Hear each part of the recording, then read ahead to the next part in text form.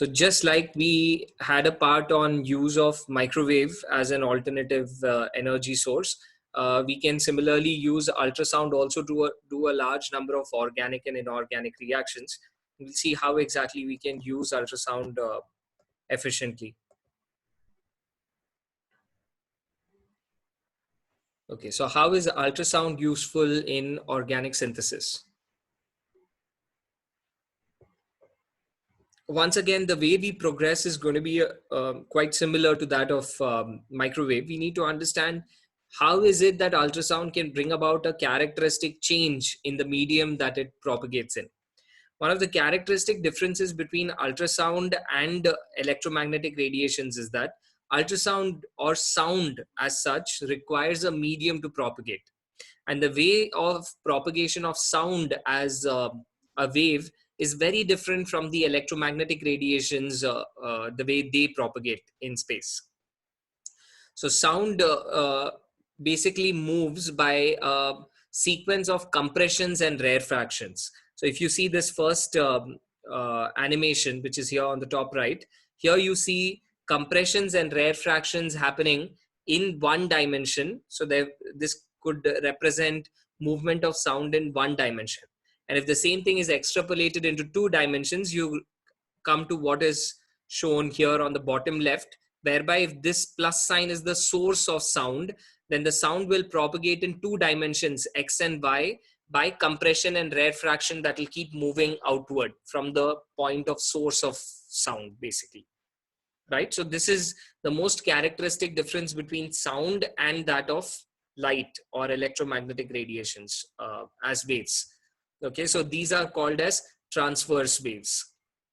Okay, so what is ultrasound? Ultrasound is basically something that goes beyond.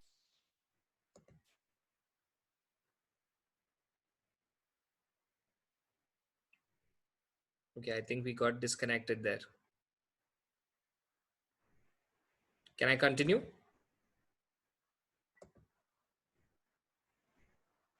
Yes, sir. Yeah, you're able to see the presentation? No, wait, I'll just share it. Is the presentation there on the screen now? Yes, sir. Okay. So the audible range is between 20 hertz to 20 kilohertz, right? And anything above 20 kilohertz then classifies to be called as ultrasound. Okay. And the properties are that it requires a medium to propagate, unlike electromagnetic radiations, because they are transverse waves and they require, the mechanism of their movement is based on compression and rarefraction, which requires a medium for propagation. Whereas it been applied, it has been applied to dog whistles, to burglar alarms, to jewelry cleaning, and so on and so forth. So there is a large number of medicinal application also of ultrasound, but as of now we are trying to look at applications of ultrasound in organic synthesis. So this branch of chemistry is also called as Sono Chemistry, whereby this term sono comes from sound. Okay, and the chemistry is what we do by using sound or using ultrasound as our energy source, basically, to perform some chemical transformation. So what does sound offer? Sound offers some alteration of reaction rates. That means when you perform a reaction under the presence of an influence of ultrasound, then the reaction happens much faster as compared to when you do it under conventional heating. So they offer higher reaction rate than what is observed conventionally.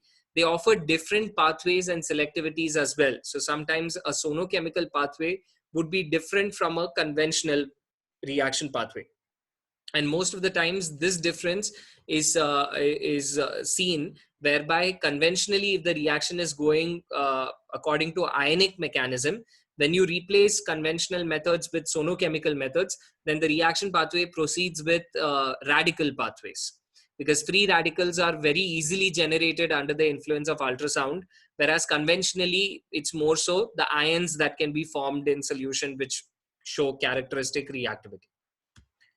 So how was it discovered that sonochemistry can have some very lasting effect on reactions or on some phenomena? Is based on erosion of propeller blades of torpedoes, which could only be explained based on the effect of ultrasound. And that's how the power of ultrasound was actualized, basically, because we realized that some very strong metallic surface can also get eroded by constantly irradiating it with ultrasonic radiations.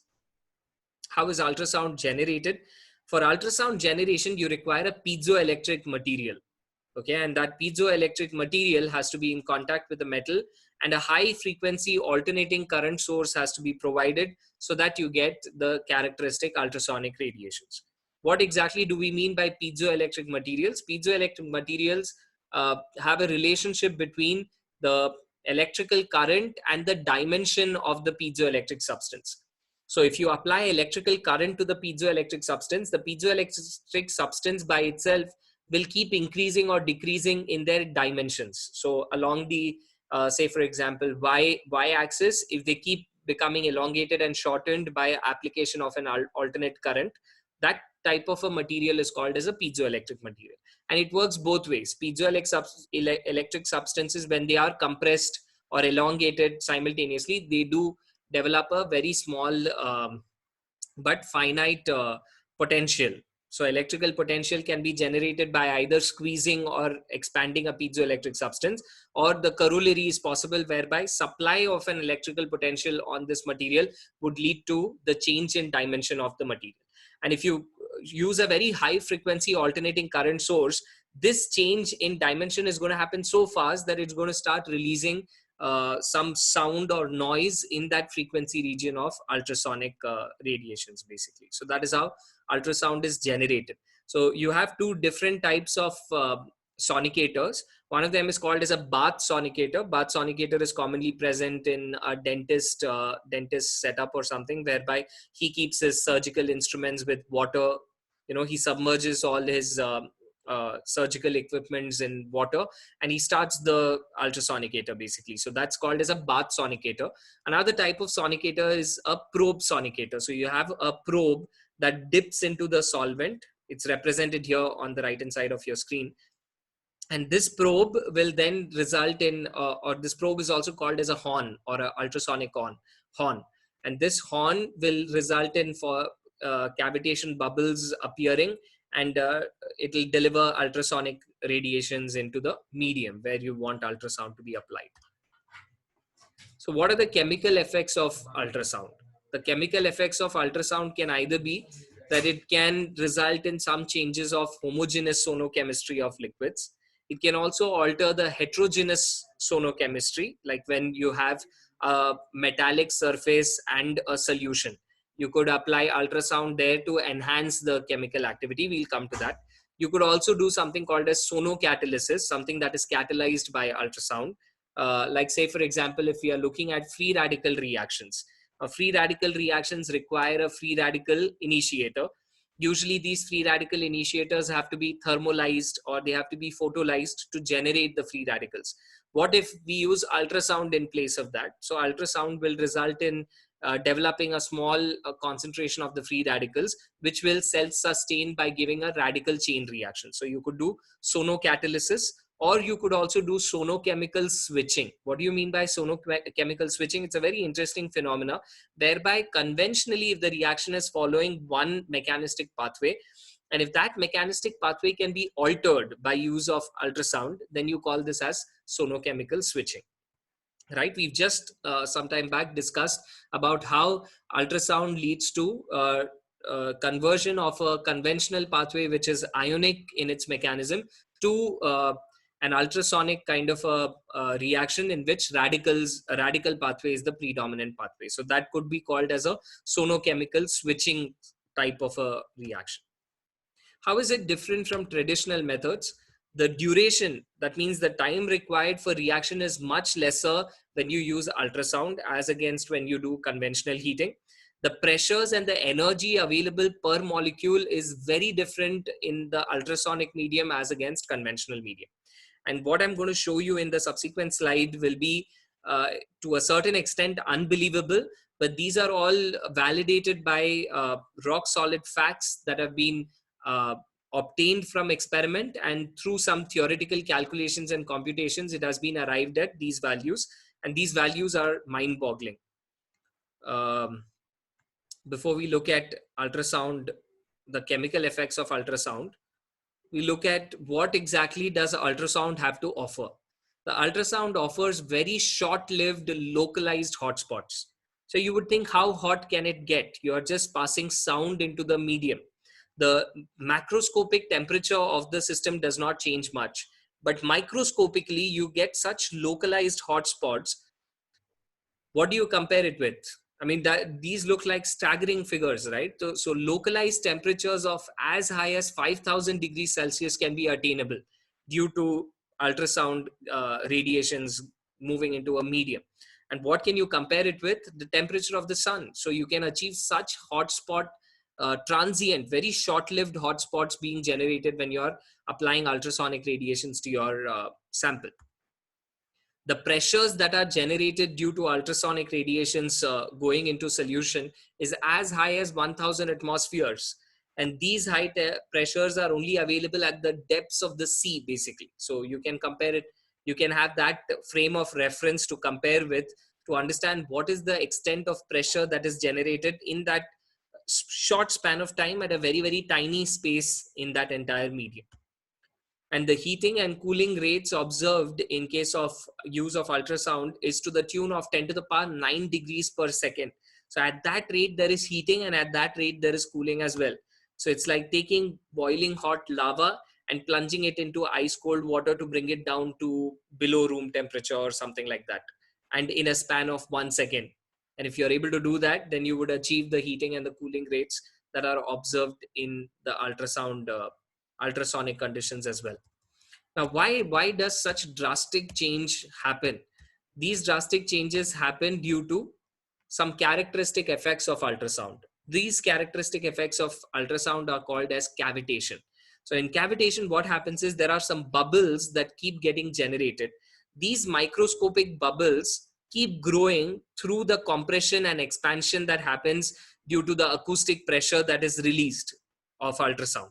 And there'll come a stage wherein they'll no longer be able to sustain and they'll implode. And there is a difference between explosion and there is a difference between implosion. So implosion means that the surroundings will come and occupy the place that is that was originally occupied by the cavitation bubble.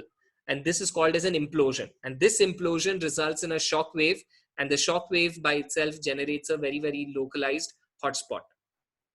And this hotspot is generated in as small as 400 microseconds.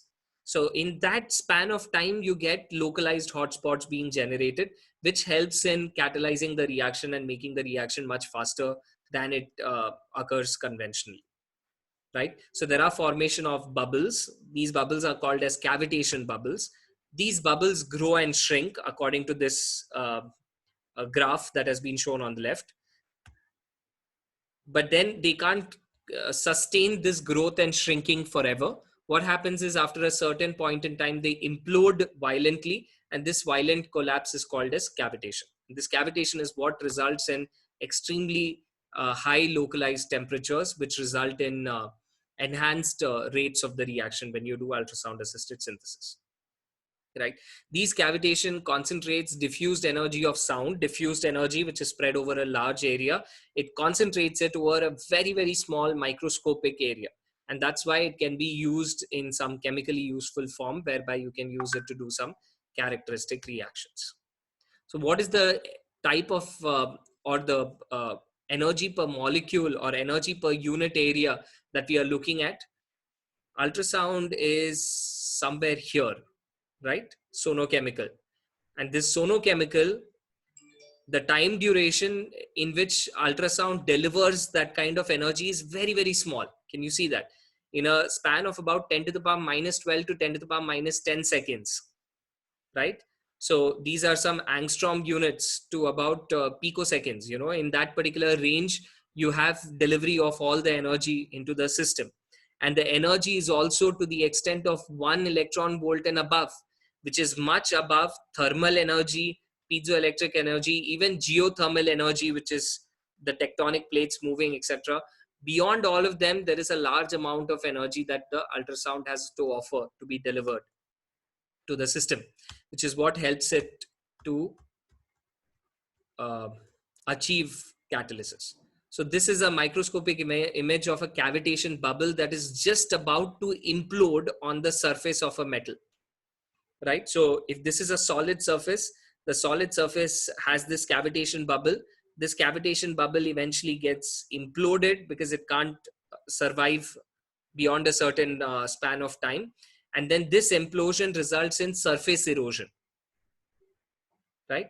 And can you see how this enhances catalysis in heterogeneous condition? In a heterogeneous condition, the surface sometimes gets poisoned or gets saturated with the substrate or the products, etc. So if you're doing ultrasonic radiation on this solid surface of a heterogeneous catalyst, there'll be a new surface that will always become available as more and more cavitation bubbles go and strike the surface. And this newer surface will offer a better catalytic ability as compared to the previous surface. That's how heterogeneous reactions can be made extremely fast.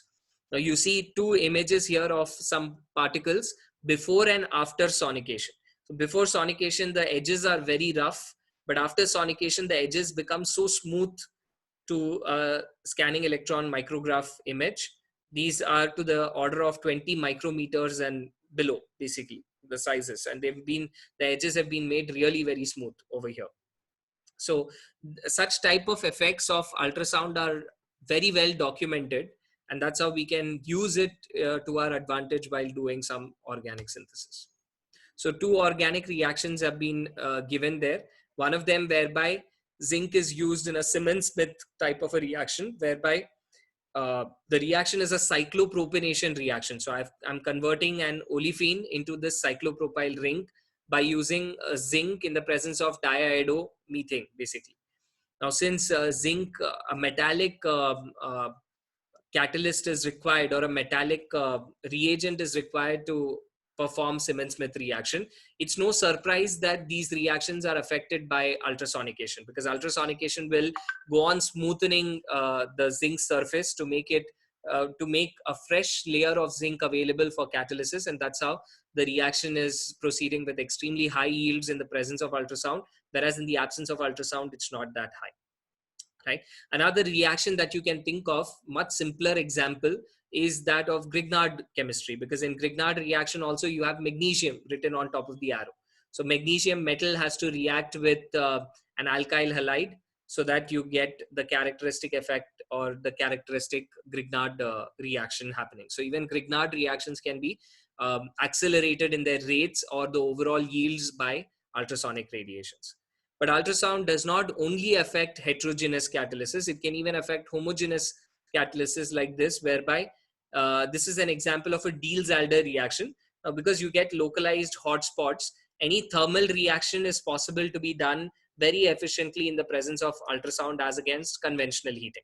So you would require very small reaction times. You will not be needing a large duration of heating to a very high temperature and still be able to get a viable concentration or viable yield of the product at the end of the reaction.